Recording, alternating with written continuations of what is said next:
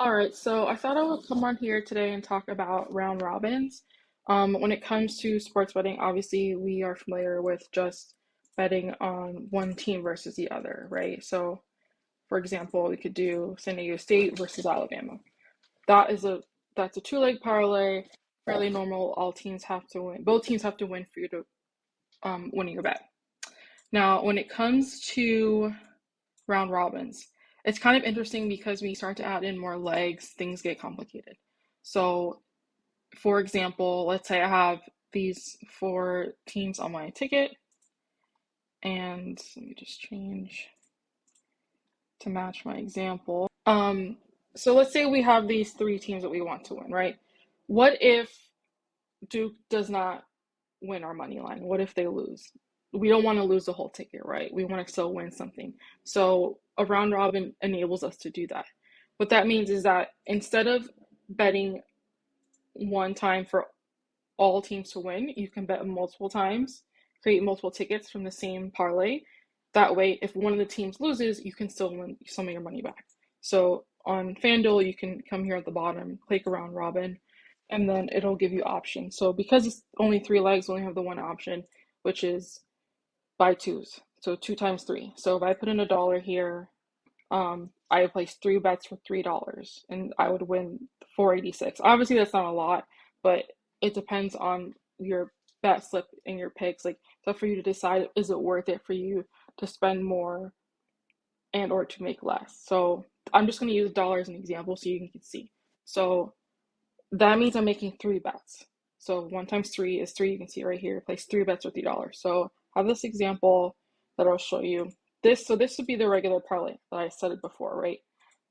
Often the times it's easy for one team to lose and then you're screwed. But if we do it this way where we have so three separate bets. So this is an example of my three $1 bets, right? So we can do dollar here just to show you. So obviously you would not win as much, but it does give you the ability to have a safer parlay. And then another example is if we have four games. So I can add in another team here, right? And then I'll have the ability to create six bets of two, right? So these are my six. So for example, I could do $1 in each of these. That way, if this game loses, I'm not out all of my money, right? So that'll cost us $6 and we might win $11 back. Again, it just depends on like what you're willing to spend and how good the odds are for the game, but it's definitely something to look into if you feel like your parlays are not winning, you feel really frustrated that like you got 10 right and one of them was wrong, and you didn't win anything for that. So if you've never done this before, I was just starting us with a simpler parlay. Like, don't go and do 10 on a slip. Just try like three or four picks, do the round robin, and see if that works for you.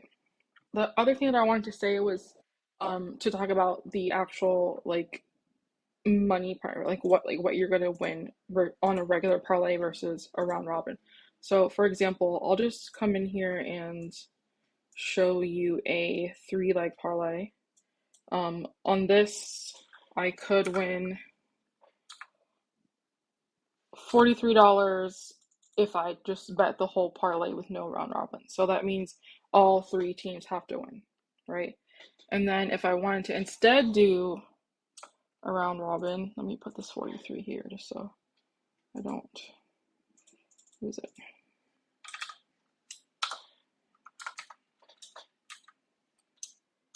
$1 to win 14, right?